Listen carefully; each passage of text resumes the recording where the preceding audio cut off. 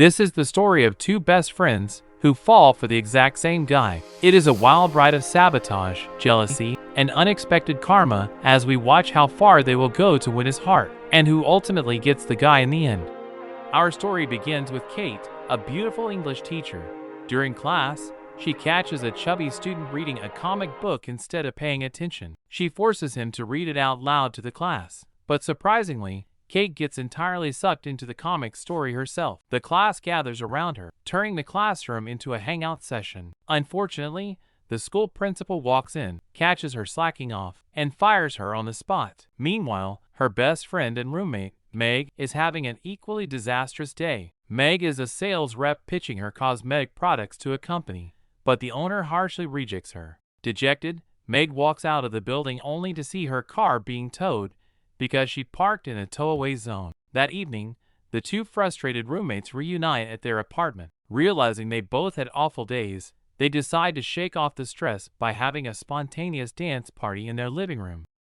The very next morning, Meg wakes Kate up at 4 a.m. with a crazy idea. They are going on a vacation, and their flight leaves in 3 hours. Kate is reluctant, but Meg forces her to pack her bags. At the airport, they are met with a massive security line. Knowing they will miss their flight, the charismatic Meg sweet-talks a TSA agent into letting them skip the line. Once on the plane, they find themselves sitting next to a handsome stranger named Jack. Instantly, both girls start aggressively flirting with him, making him noticeably uncomfortable. Mid-flight, the pilot announces that a massive hurricane is hitting Florida, forcing the plane to make an emergency landing in St. Louis. In the chaos of getting off the plane, Meg accidentally leaves her luggage behind.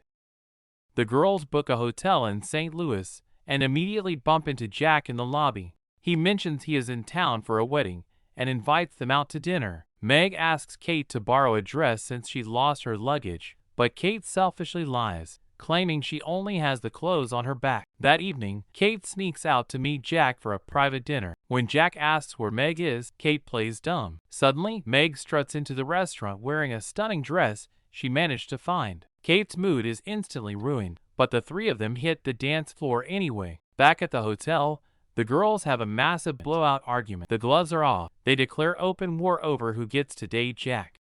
The next day, Meg books a hot air balloon ride for the three of them, secretly knowing Kate is terrified of heights. Not wanting to lose, Kate forces herself to go. The balloon disaster. Once they hit 500 feet, Kate has a panic attack and starts crying. Jack sweetly comforts her, which makes Meg fiercely jealous. Trying to play it cool, Meg pops open a bottle of champagne, but the cork shoots out and hits the pilot directly in his one good eye. Blinded, the pilot loses control, and the balloon crash lands into a children's backyard party.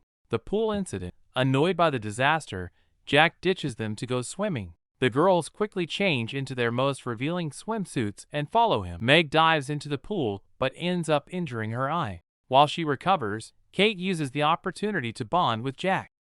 With flight still grounded, Jack decides to drive to his destination. The girls beg to tag along, and Jack reluctantly agrees. They hitch a ride with a quirky guy named Craig, who immediately takes a liking to Meg. The car ride turns into a battlefield. Meg flirts heavily with Jack in the back seat. Jealous, Kate forces her way into the back and shows Jack an incredibly embarrassing childhood photo of Meg. During a bathroom break, Meg takes her revenge by locking Kate in the restroom from the outside. Kate has to escape through a high window, accidentally falling into a pile of manure. When she gets back to the car smelling awful, Jack asks who locked her in, but Kate pretends she has no idea.